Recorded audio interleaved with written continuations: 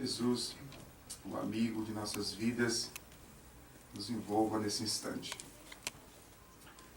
Cada vez mais a nossa sociedade materialista descamba para a descrença. Cresce o número de ateus, de céticos no mundo. A compreensão de Deus é buscada nos laboratórios dos cientistas astrofísicos. E cada vez mais ficamos distante da concepção verdadeira de Deus. É por isso que Allan Kardec, na sua época, 1857, teve a oportunidade de trabalhar o tema Deus no início do capítulo do Livro dos Espíritos. Porque naquela época também, Deus era questionado. A existência de Deus era questionada. Primeiro, tínhamos uma concepção religiosa de Deus antropomórfico. Também tínhamos a concepção panteísta do Deus que fazia parte, que era parte, pequenas partes da sua criação. Que todos nós éramos pequenas porcentagens de Deus. A doutrina panteísta. E a doutrina materialista, que vem dizer que Deus não existe, que nós viemos do nada e volveremos para o nada. Nenhuma das três resolveu a questão da criatura humana, da crença em Deus. Daí Allan Kardec, na pergunta de número 10, perguntar aos espíritos se era permitido ao homem conceber o conhecimento profundo de Deus, perceber a presença de Deus, conhecer Deus. Os espíritos respondem que não. Que para o homem faltava um sentido. Que sentido seria esse? Quando nós pegamos a Gênese, um capítulo maravilhoso, um item intitulado A Visão de Deus. Nesse item, Allan Kardec vai trabalhar essa questão desse sentido. Por que nós ainda não temos o sentido para perceber Deus? Para conhecer Deus? Para ver Deus? Allan Kardec vai trabalhando que nós, num corpo físico, não poderemos perceber aquilo que é espiritual. Os espíritos. Num corpo físico, eu não consigo ver um espírito com os meus olhos físicos. Nesse momento, há inúmeros espíritos aqui conosco. Mais espíritos desencarnados do que encarnados. Mas nós não conseguimos perceber esses espíritos com os olhos físicos. Alguns irmãos médiuns conseguem percebê-los com a visão mediúnica, mas não com a visão física. Então, se nós não conseguimos perceber o mundo espiritual, as entidades espirituais com os nossos olhos físicos, como é que nós vamos perceber Deus com os olhos físicos? Não conseguimos perceber Deus com os olhos físicos. É a primeira questão de Allan Kardec que coloca.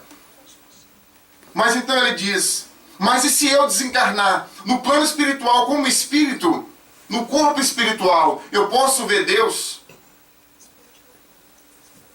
Aí ele diz, ainda não.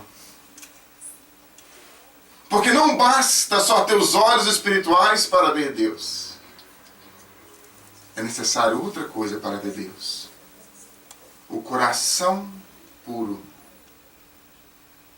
Quando tivermos a pureza de coração, quando formos espíritos puros, aí nós vamos ver Deus, tomar café com Deus, almoçar com Deus.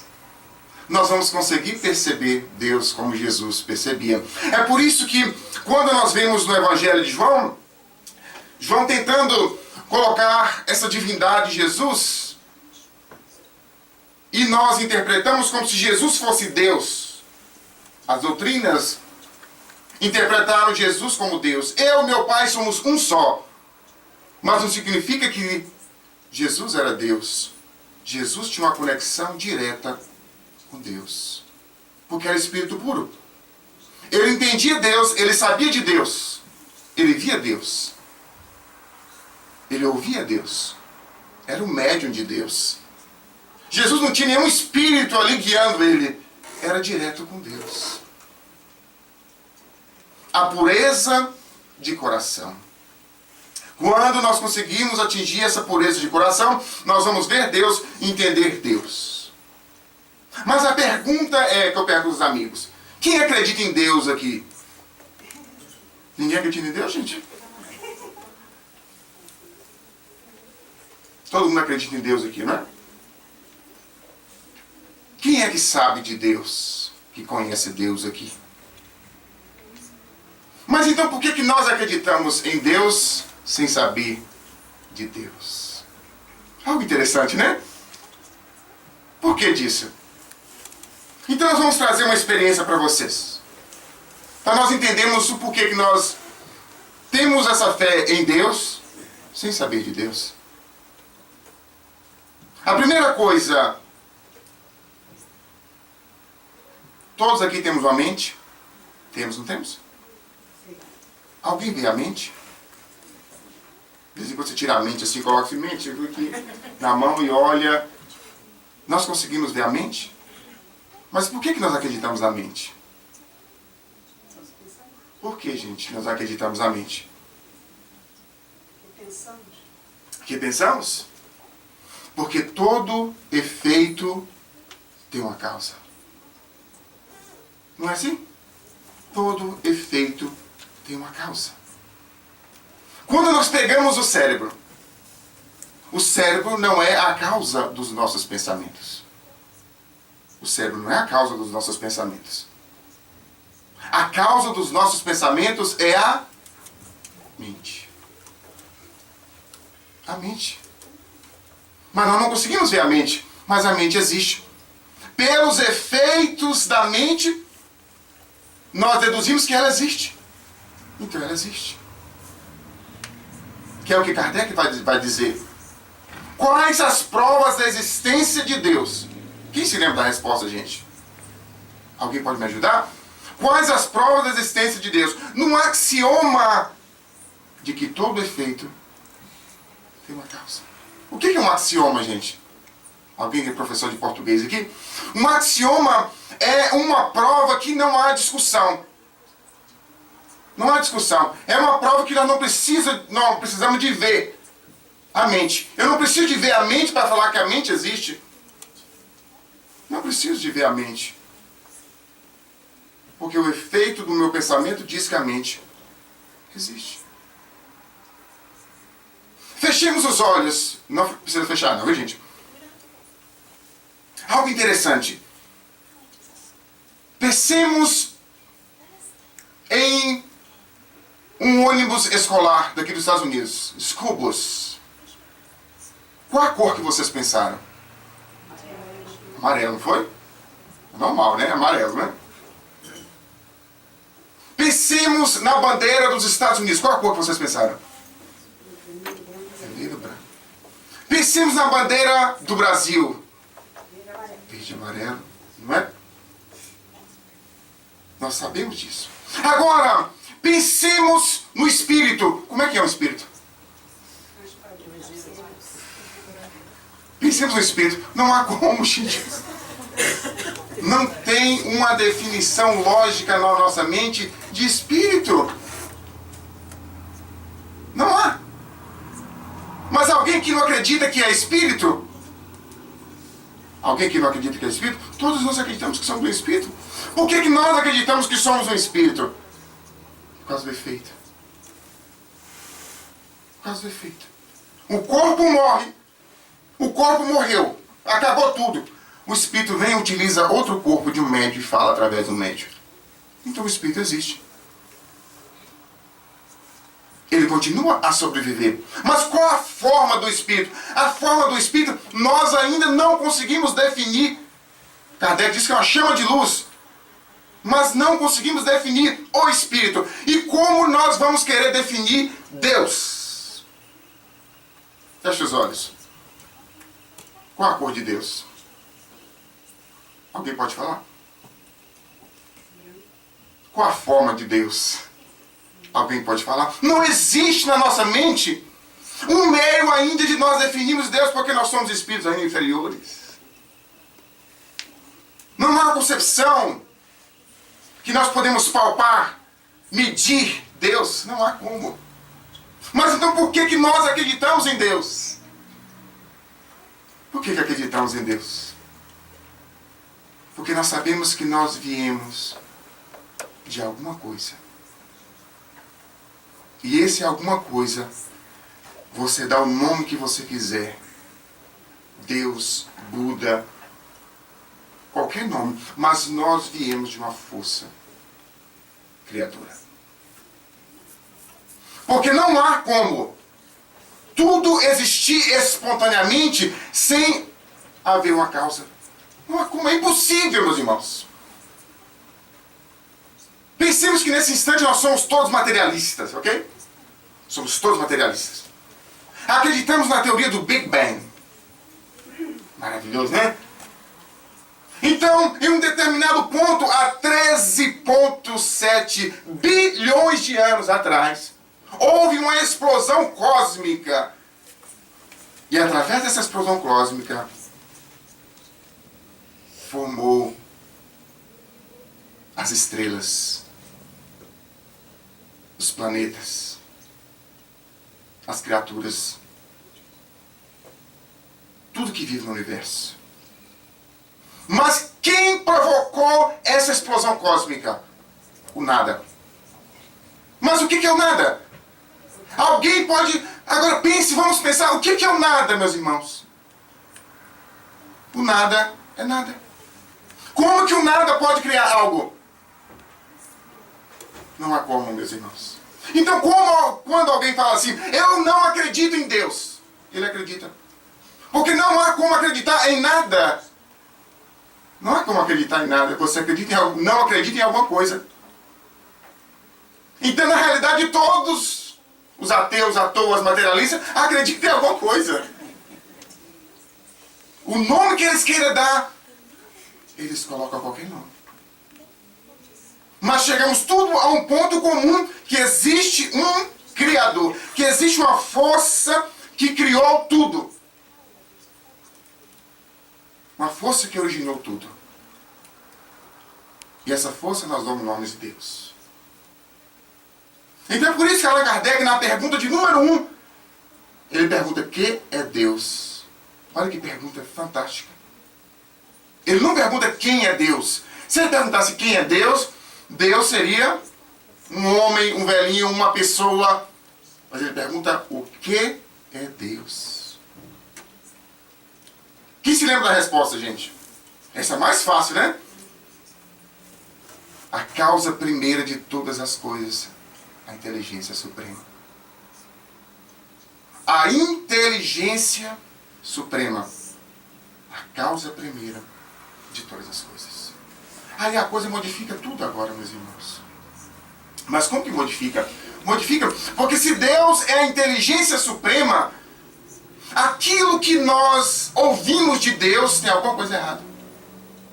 Aquilo que nos foi ensinado nas religiões que passamos tem alguma coisa errada. Quando nós partimos agora para o criacionismo e olhamos o evolucionismo, os dois faltam uma coisa: o Deus de inteligência suprema. No evolucionismo eles vão dizer que tudo surgiu espontaneamente.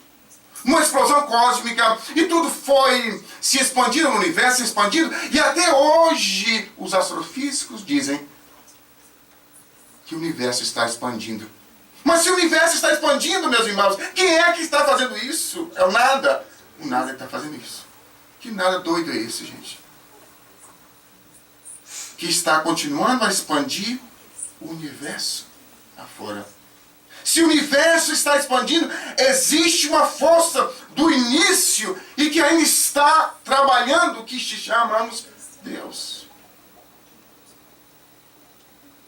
E Deus teve um início? Não teve um início. Porque se Deus tivesse um início, Deus não seria Deus. Então Deus é o quê? Eterno. Quando nós falamos assim, eu sou um espírito eterno, está errado. Nós não somos espíritos eternos. Porque nós somos criados, nós tivemos um início. Nós somos espíritos imortais. Só Deus é eterno.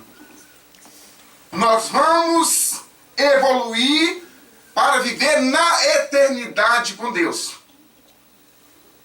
Viver no tempo da eternidade. Qual é o tempo da eternidade? Alguém pode falar aqui o tempo da eternidade, como é que é? Não há como a gente definir. Não há como definir o tempo da eternidade.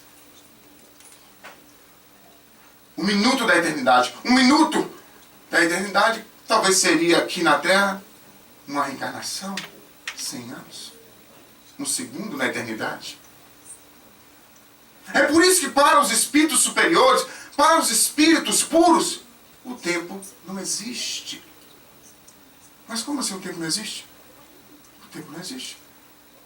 O tempo existe aqui na Terra. O tempo é relativo ao lugar, ao planeta onde você está.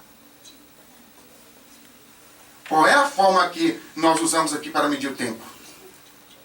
Qual é a forma, gente? Quando o Sol, quando a Terra gira em torno do Sol, não é? Aí é o tempo. Quando a Terra gira em torno de si mesmo, é um tempo. Mas em outros planetas, em outros sóis que são maiores do que a Terra, qual é o tempo para dar a volta? É 365 dias? Não é.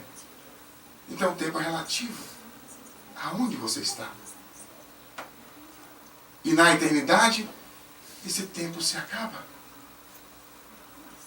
Porque agora você está vivendo a eternidade. Lindo isso, né, gente? Aí que a cabeça fica mais parafusando, queimando, né? Mas são os evolucionistas que vão acreditando que nós viemos do nada. O segundo são os criacionistas. Os criacionistas dizem que nós partimos de um Criador. Partimos do Criador. E esse Criador fez o universo em 7 dias. O universo. E acreditávamos até pouco tempo atrás que nós éramos o centro do universo. Imagina que ignorância, gente. O centro do universo. A Terra. E quem falasse o contrário era... Porque era o centro do universo. Imagina um negócio desse. Então, nós aprendemos. Todos nós passamos aqui pelo catolicismo, pelo protestantismo. E que Deus criou tudo em 7 dias. Mas teve um dia que ele descansou, né? Deus precisava descansar. Imagina Deus descansando, meus irmãos. Seria o caos no universo. Não há como Deus parar. Afirma um grande cientista que Deus é o motor do universo. Que definição linda, né? Albert Einstein. Deus é o motor do universo. Pulsa. Deus pulsa a cada momento do universo. Fazendo criar coisa. O meu Pai trabalha e eu também trabalho. Jesus falava. Deus não para de criar. Deus não descansa. Não há um descanso. Deus está em todo o universo. Deus está em todos os lugares.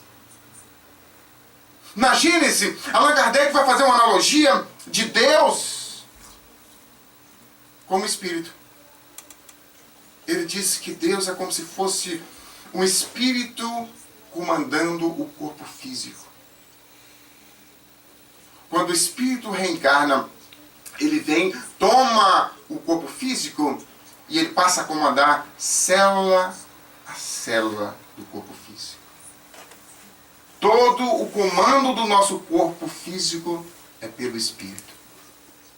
Se nós sentimos uma dorzinha no dedo, o espírito sente. É o espírito que sente, não é o corpo. Não é o corpo que sente. Vocês sabiam disso, gente? O corpo, os neurônios buscam a mensagem da dor no dedo. Manda para o cérebro. Do cérebro passa para o perispírito. E o espírito sente. O espírito manda a mensagem rápida para o corpo mandar substâncias para o dedo, para sentir menos dor. Aí nós sentimos a dor. É assim que acontece. Uma dorzinha nesse dedo, o espírito sente. Uma dor no coração, o espírito sente. É o espírito que sente, não é o corpo. Porque quando nós utilizamos a anestesia, por exemplo, a anestesia, ela faz com que o espírito se desloque do corpo e não sinta a dor. E aí nós não sentimos a dor. A dor só ficou no corpo. A dor foi amortecida através da anestesia que nós tomamos. Porque o corpo se deslocou. Há médicos hoje que estão fazendo cirurgias através da hipnose. Faz a hipnose com a pessoa. E a pessoa entra no processo de hipnose e ela desloca do corpo. E não sente a dor. Aí ele fala, Deus é do mesmo jeito. Deus está em todo o universo. Deus sente o movimento de uma formiga. Uma formiga se movimenta, Deus sente a presença da formiga. Como Deus também sente o movimento de uma constelação. É lindo isso, né, gente? O movimento de um planeta, o movimento de um sol. O tocar do coração. Deus sente. Porque Deus está em tudo, como se fosse um oceano invadindo todo o universo. Voltemos para a criação. Imagine que agora, foi colocado na nossa mente, inculcado na nossa mente que Deus criou esse mundo em 7 dias. Da forma como que Deus criou. Deus, então, viu toda a criação, ele sentiu a necessidade de ter uma pessoa, um homem. Pegou um bolo de barro lá, misturou um bolo de barro, mexeu com a mão. Nessa época Deus tinha mão, tinha tudo. E mexeu o bolo de barro, jogou lá, deu uma soprada e surgiu o homem. E a gente, meu irmão, tem pessoas inteligentíssimas que vêm discutir comigo que ainda acredita nesse bolo de barro ainda, gente. Que nós viemos desse bolo de barro. Está errado isso? Não está errado. Mas nós não podemos pegar ao pé da letra. Ao pé da letra. Isso é uma parábola que tem que ser interpretada de uma forma mais racional da criação. Então desse bolo de barro surgiu o homem. Então afirma a Gênesis que esse homem estava andando na terra. E Deus então criou um paraíso para ele.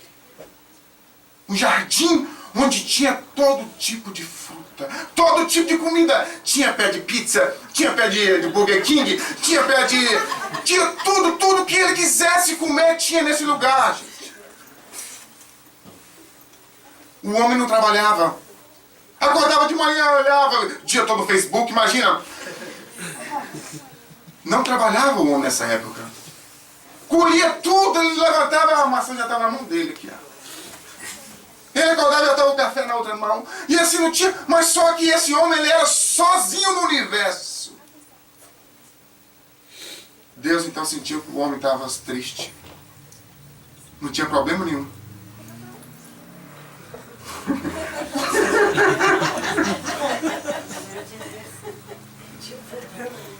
Ele não tinha um problema, Deus. Falou assim, meu Deus do céu, tem que criar alguma coisa, essa pessoa. Deus falou para ele para dormir. Tirou uma costela. Tirou uma costela. E dessa costela ele manipulou e fez o problema dele. Quando ele acordou, nunca mais ele foi o mesmo. A mulher estava do lado dele. Isso é uma visão machista, meus irmãos. Os judeus são puramente machistas. Deus é a figura, é homem. Deus é homem, na visão judaica. O primeiro homem é homem. Os filhos que surgiram, quem foram os filhos que surgiram? Foram mulheres? Foram 2 homens. Caim e Abel, não foi? Caim matou Abel, não foi, gente? Até hoje eu não sei quem foi matou. Caim matou Abel. Então estavam agora os dois nesse paraíso onde tinha tudo de comida, onde tinha tudo. Só existia os dois no universo, meus irmãos. No universo, só os dois existiam. E hoje eles dizem que só de estrelas tem 7 e 21 zeros depois do 7. 7 séximo, sei lá, milhões, sei lá, uma coisa assim, mais ou menos assim, de estrelas no universo. Imagina a quantidade, multiplica isso por 12, por 9 ou por 10 de planetas. E só a Terra que é habitada. É muito orgulho, né, gente? É muita presunção nossa, né? Pensar que é só nós que somos habitados. Mas naquela época só existia nós no universo inteiro. Então Deus um dia chegou para eles e disse. Deus conversava, Deus falava com eles. E Deus não era psicólogo na época. Deus chegou, olha, eu vou fazer uma caminhada. E Deus fazia caminhada.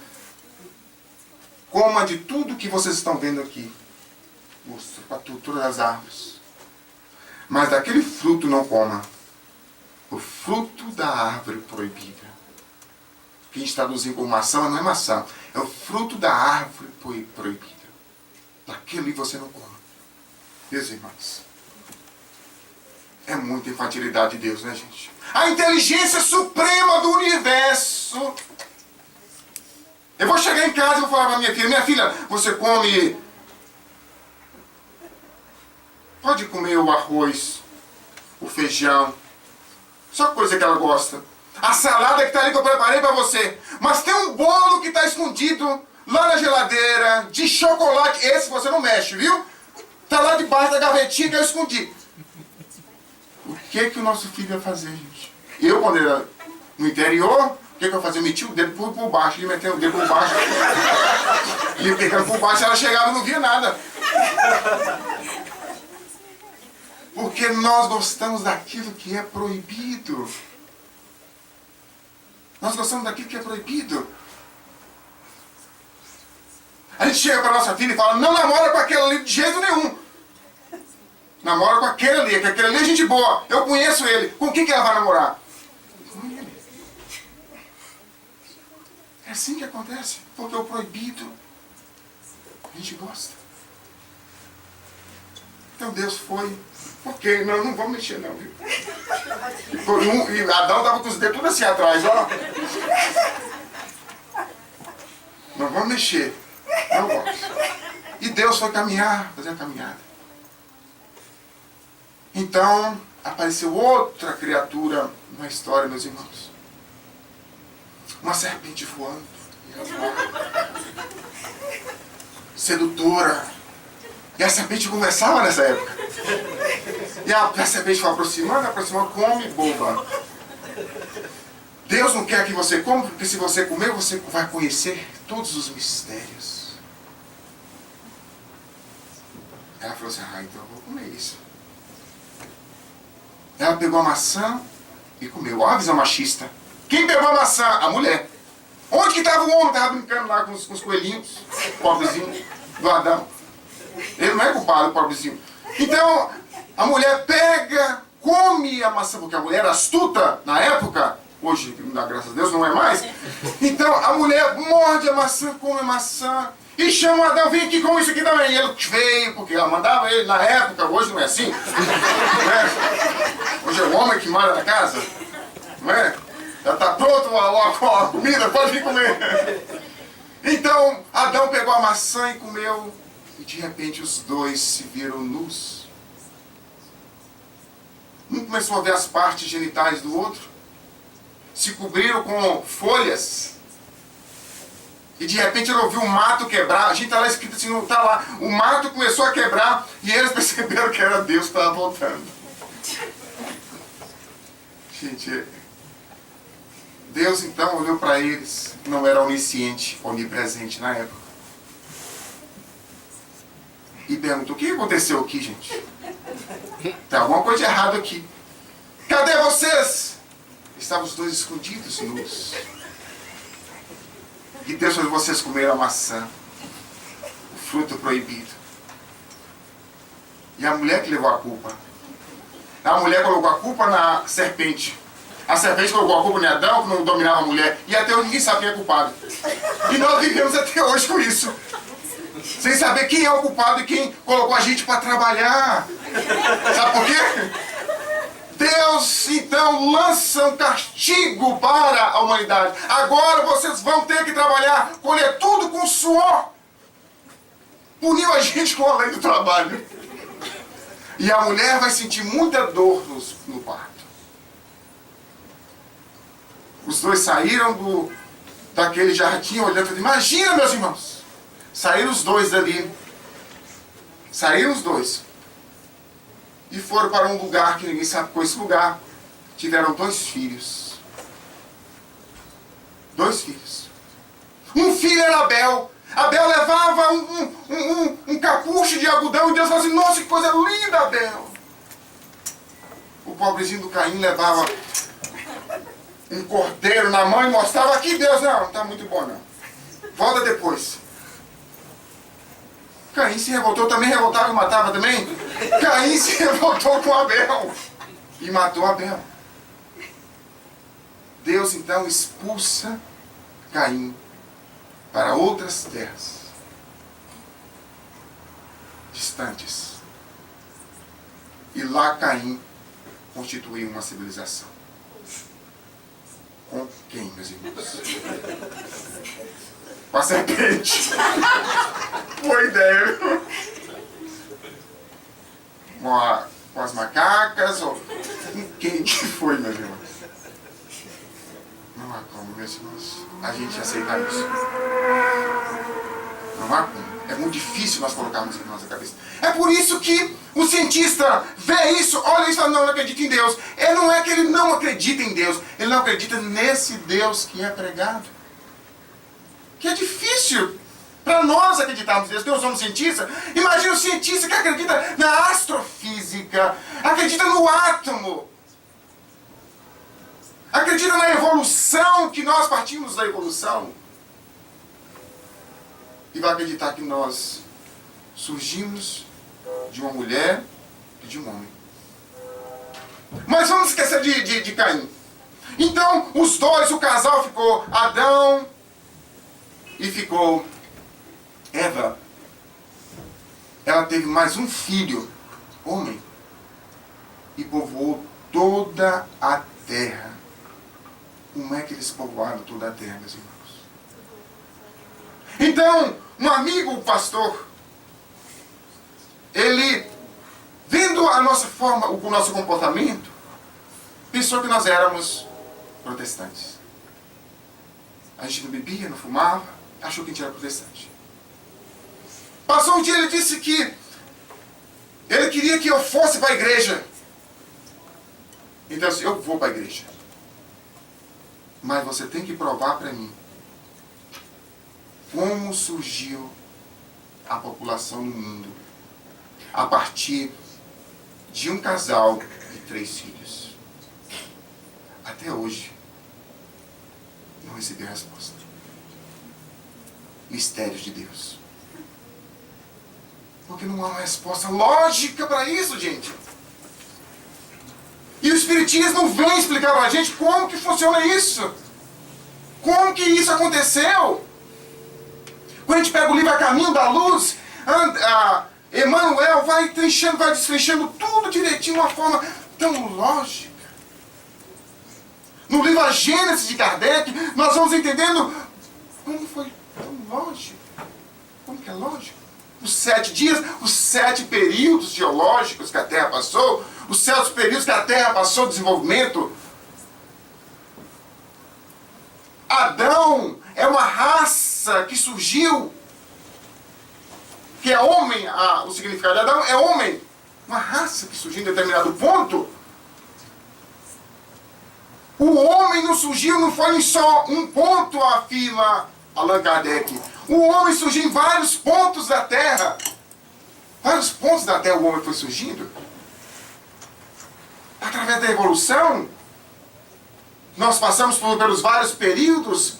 Nós passamos pelo período mineral, como princípios inteligentes, pelo período vegetal, como princípios inteligentes, pelo período animal, como princípio inteligente.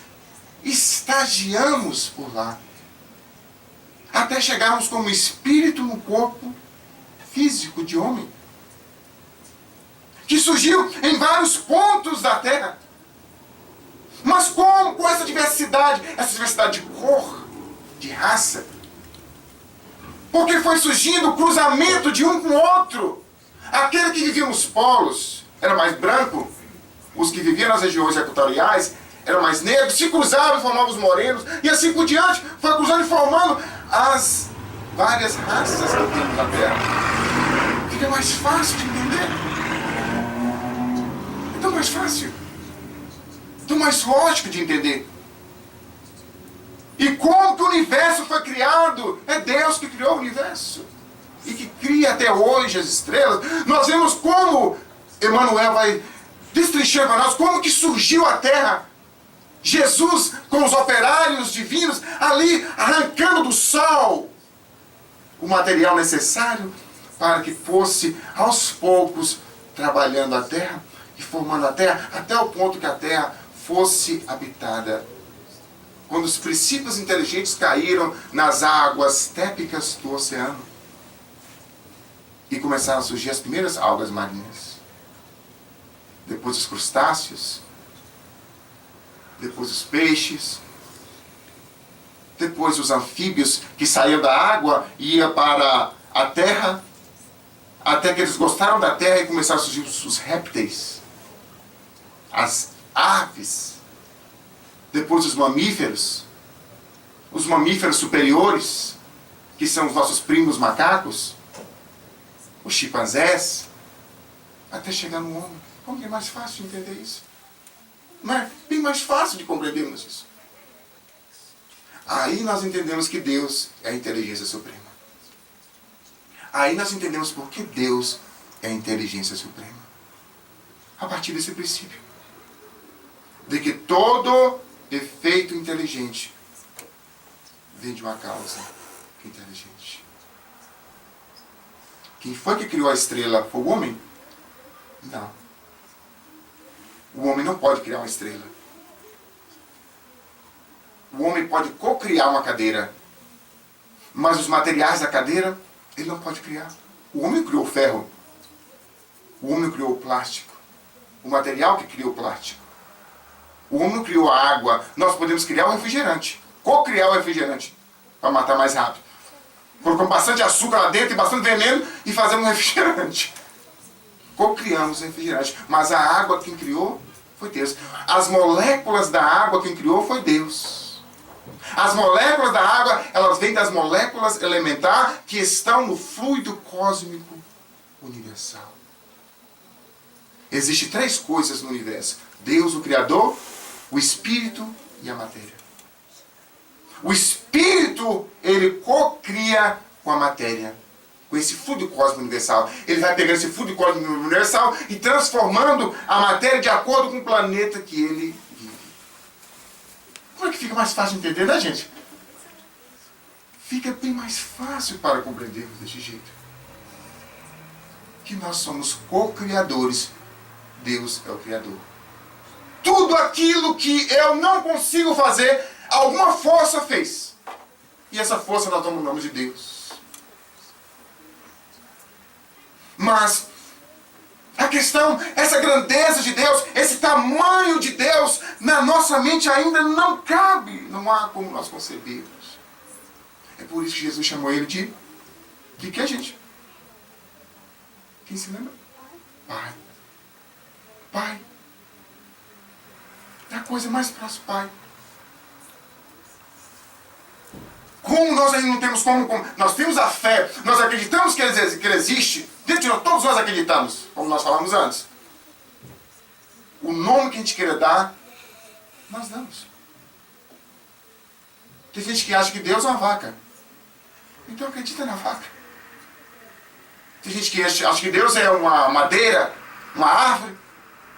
Não acredita em árvore. Foi o processo evolutivo que nós vivemos. As primeiras interpretações de Deus para nós era a forma de relâmpagos. Tudo aquilo que a gente não entendia e que causava pavor em nós, nós chamávamos de Deus. O Deus do relâmpago, o Deus trovão, o Deus da chuva, o Deus leão, o Deus isso. Tudo que era mais forte do que as nossas forças, nós chamávamos de Deus. Mas à medida que nós vamos desenvolvendo, que nós vamos apurando o nosso intelectual, o nosso moral, nós vamos tendo uma compreensão mais ampla de Deus. E na doutrina espírita, essa compreensão se amplia com essas verdades. Que Deus é a inteligência suprema, a causa de todas as coisas. Mas e como é que nós vamos comunicar com Deus? Mesmo ainda, nós ainda estamos num plano ainda tão inferior, como que a gente comunica com Deus? Uma coisinha simples. Aquilo que a Maura fez aqui no início. A prece. Quando meditamos, nós estamos falando conosco, com o Espírito. Quando em oração, eu estou falando com Deus. Eu estou conectando com Deus através da prece. Então o Espiritismo diz que a prece era dividida em 3 partes. 3 partes, não é? Quem se lembra? Louvar, pedir e agradecer. Louvar, pedir e agradecer. Louvar a Deus. Como é que eu vou louvar a Deus? É esse reconhecimento de que Ele está em controle de tudo. De tudo. Deus está em controle de tudo. Não é o presidente dos Estados Unidos que está em controle de tudo. Não é o presidente do Brasil que está em controle do Brasil. Deus é que está em controle de tudo. Quando nós começamos a colocar isso em nós, desaparece em nós o medo, a insegurança, a ansiedade. Porque nós sabemos que existe esse louvar a Deus, esse reconhecimento dessa força criadora. Louvar a Deus é quando nós estamos caminhando no jardim e você olha para uma flor e diz, nossa, que coisa mais linda, gente. Quem fez isso? Você acorda de manhã e olha para o sol, aquela coisa linda. Quem fez isso? Eu tenho um amigo que às vezes vai comigo nas palestras. Ele olha para o sol, para o céu e diz, Manuel, olha que coisa linda ali. E eu fico, o espírito inferior, eu fico procurando, cadê? E fico procurando de lado, né? Se é algum carro novo, se é alguma coisa. Não, ali em cima, Manuel. E eu fico olhando para cima, o quê? As nuvens. Olha o encontro das nuvens uma com a outra. Olha a beleza de Deus. No encontro daquelas nuvens, formando faces. Formando, parece que ali tem um anjo e eu ficava procurando onde está, meu Deus do céu. É essa percepção de Deus. É esse louvor a Deus. Louvar a Deus é nós chegarmos, quando nós estamos, vamos alimentar, olhar para o alimento e, meu Deus do céu, que maravilha que eu posso sentar aqui e me alimentar. Que Deus maravilhoso é esse. Mas quantos de nós que não fazemos isso? Antes de comer alguma coisa, faz uma pequena prece, uma pequena oração. E quando termina, uma pequena prece, uma pequena oração. Porque nós estamos muito no segundo passo, que é o pedir. A gente começa a prece já pedindo. Termina a prece pedindo. Começa de novo pedindo. Pedir é mais fácil. Senhor, me dá isso, Senhor, me dá aquilo. Eu quero aquilo outro. Senhor, fala aquilo outro. Senhor, me dá meu BMW novo, Senhor. Eu já não aguento mais ficar com esse Corolla 2014. Quero mais esse Corolla 2014. O meu vizinho comprou um Lex. Me ajuda para mim comprar meu Lex, Senhor. Me ajuda para mim fazer aquela piscina pequenininha lá dentro de casa. Com 10 metros e uns 5 metros de fundura. Me ajuda, Senhor, a fazer aquela piscina. Senhor, me ajuda para que eu possa ter aquela casa linda, Senhor. São pedidos que às vezes não passam. Emanuel falou que esses pedidos não passam nem do telhado da casa. Não passa nem do telhado da casa. Eu sei, eu acho que já contei isso aqui, mas vou contar de novo. Que tinha um espírita que a vida dele era pedir. E pedia aos espíritos amigos, e faça isso. Então, espíritos amigos, tira as complicações de minha vida, desencarna minha esposa, Senhor, e faça isso. Era o pedido dele. Então, certa vez, ele pedindo a Deus, e de repente, ele sai do corpo e vai para o plano espiritual, e agora está de joelho diante do mentor espiritual. Não atenda os meus pedidos, pelo amor de Deus. Eu não quero cair mais. Não atende os meus pedidos. É o que acontece com a gente. Estamos pedindo, mas nós não sabemos o que nós estamos pedindo. Às vezes a escassez de alguma coisa em nossa vida é uma lição para nós. Meus irmãos, eu estou procurando um relógio. Aonde que está? Aquele relógio está certo, Maura? Ó, ok. Que tem uma vez que eu fiquei 3 horas falando aqui. 3 horas da tarde a gente estava aqui ainda.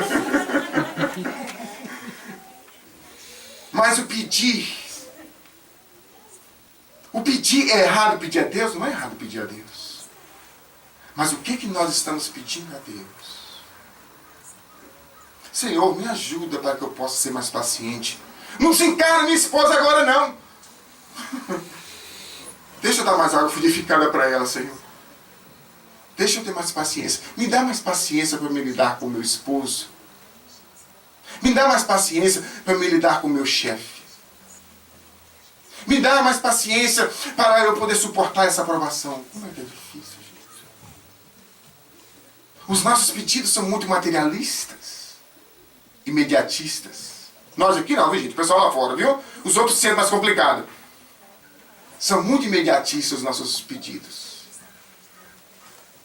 E pedimos, e às vezes o pedido não vem. E nós ficamos revoltados. Então a pergunta é, por que nem sempre aquilo que pedimos acontece? Porque nem sempre aquilo que estamos pedindo é bom pra gente. Nem sempre. Nós temos que pedir, mas temos também que agir. Tem pessoas que estão pedindo e sentadas dentro de casa. Senhor, me arruma um trabalho, Senhor. Mas não sai dentro de casa para procurar o trabalho. Não se especializa, não aprende o inglês, não faz... Senhor, eu quero um trabalho para eu ganhar X, mas não fala mais de inglês. Senhor, eu gostaria tanto de ir para a universidade aqui nos Estados Unidos, mas não dá o primeiro passo de ir para fazer o Excel. De aprender o inglês. Então o primeiro passo. Tem que pedir, mas nós temos que correr atrás. À medida que nós estamos correndo atrás, as coisas podem sim acontecer, se for do nosso mérito. Elas vão sim acontecer. É errado pedir uma casa? Não é errado pedir uma casa, gente, que eu estou falando aqui. É errado eu fazer disso o motivo da minha vida. Mas eu tenho uma casa? É certo, eu pedi. Mas eu tenho que pedir e trabalhar para conquistar essa casa. Ela não vai cair do céu. É o pedido. O que nós estamos pedindo? E o último é agradecer. Meus irmãos, quando a gente vai estudando a doutrina espírita, quando a gente vai lendo as obras de André Luiz, que ali vai mostrando assim, como que é os processos reencarnatórios, como que a maioria dos espíritos desencarnam, nós aqui não, o pessoal lá fora, viu? Como a maioria dos espíritos desencarnam. Quando nós acordamos de manhã, nós só temos a agradecer. Tem que pedir mais nada. Porque nenhum de nós tem mérito suficiente para estar na terra, no corpo que nós temos. Não temos mérito suficiente, meus irmãos. A maioria de nós somos espíritos que vivemos em outras encarnações com muitas dificuldades. Se nós trazemos tudo aquilo que nós fizemos de errado nas várias reencarnações, nós vamos reencarnar todos como loucos. Mas a misericórdia de Deus coloca em nossa vida o perdão do esquecimento do passado. Quando eu venho para a terra, que eu entro naquele corpinho de criança, que eu começo a assumir aquele corpinho de criança, eu vou esquecendo de tudo aquilo que eu fiz no passado. E de repente eu estou na terra novamente. Nós temos que agradecer, meus irmãos. Temos que agradecer a Deus todos os dias. Porque às vezes a nossa visão é uma visão equivocada. Nós não olhamos para quem está atrás de nós. Estamos sempre olhando para quem está à frente de nós. Senhor, como eu gostaria de ser como o Obama, que fala tão bem, que ganha tanto dinheiro, que faz isso. Como eu gostaria de ser como o Obama? Mas nós não olhamos para trás assim. Senhor, quantas pessoas que gostariam de ser o Manuel, de ser a Maura? Quantas pessoas que estão lá no Haiti agora, que dariam até a vida para estar aqui no nosso lugar? Sabe para quê, gente? Não para ter carro, não para ter casa, mas para comer um pedaço de pão. Para comer uma comida decente. Eles estão comendo bolacha de barro no Haiti. Quantas crianças que estão no Haiti hoje, que gostariam de estar num lugar só para ir para a escola, como toda criança normal? Já parar para pensar nisso, gente? E nós não agradecemos a Deus por isso. Nós não agradecemos pelo que temos. Porque nós estamos muito ocupados pedindo pelo que não temos. E às vezes aquilo que nós não temos é supérfluo. E às vezes aquilo que nós não temos não é bom para nós. Não é bom para nós. Se eu tenho uma dificuldade, uma enfermidade no meu corpo, agradeça a Deus. Porque essa enfermidade é o meio que Deus me deu para que eu possa frear as minhas más tendências. Olha a visão positiva, gente, do agradecimento. Agradecer a Deus por estar respirando. Quantas pessoas que precisam do balão de oxigênio nos hospitais.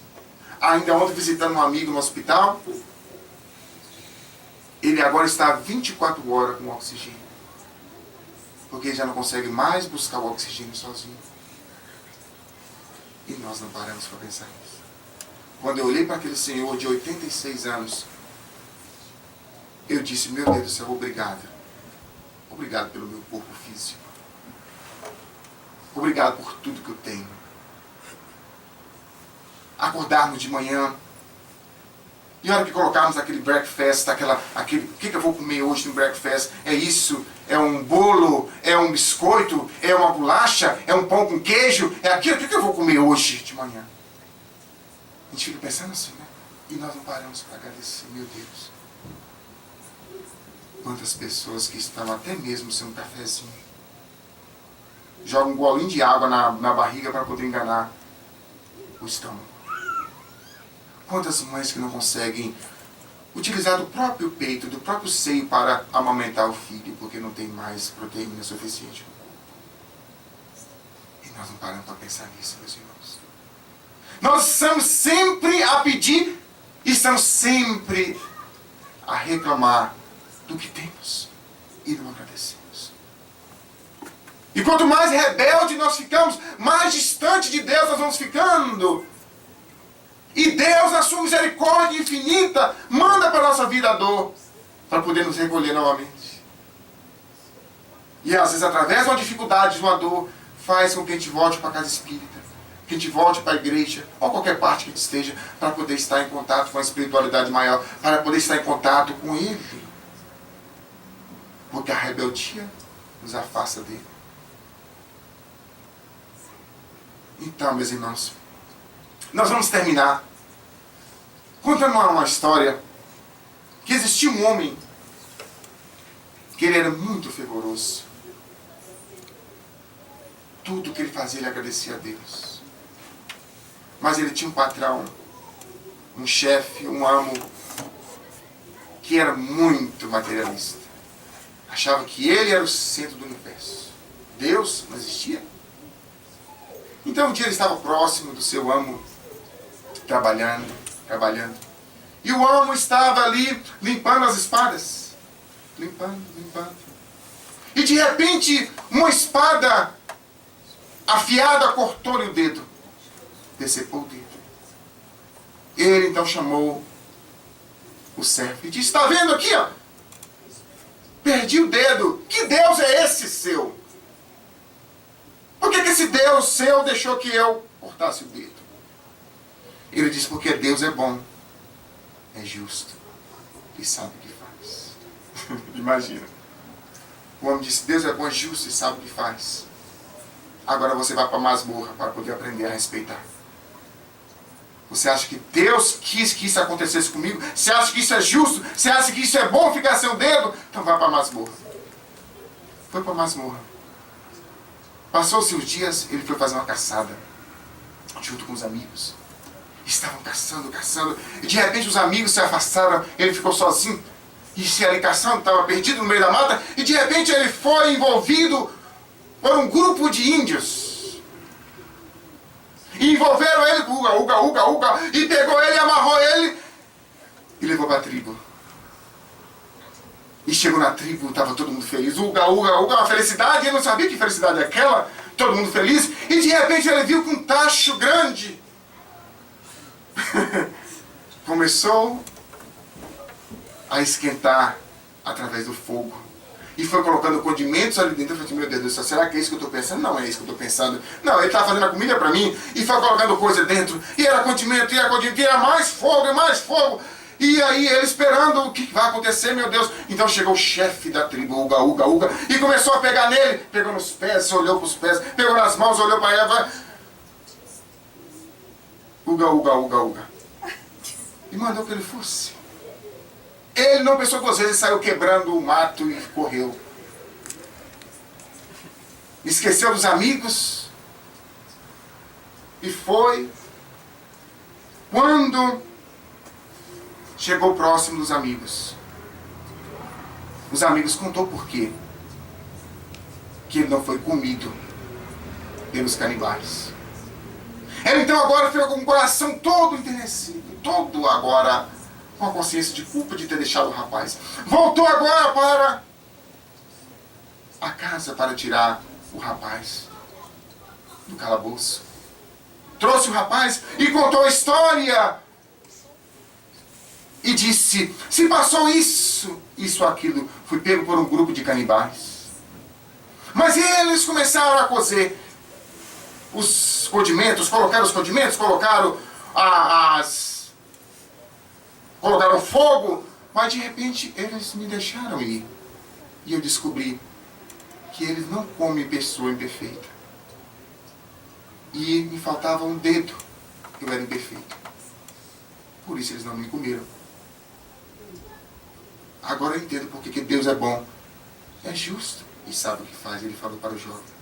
O jovem falou. Ele disse para o jovem: agora eu entendo porque que esse Deus é bom, é justo e sabe o que faz. Te deixou ficar nesse calabouço por quase 6 meses.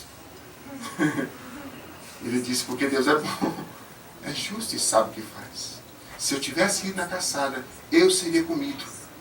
Porque eu tenho todos os dedos da mão e dos pés, sou perfeito. Deus é bom, é justo e sabe o que faz. Então, meus irmãos, diante da dificuldade, lembre dessa historieta. Que Deus é bom, é justo e sempre sabe o que faz para nós. Que assim seja.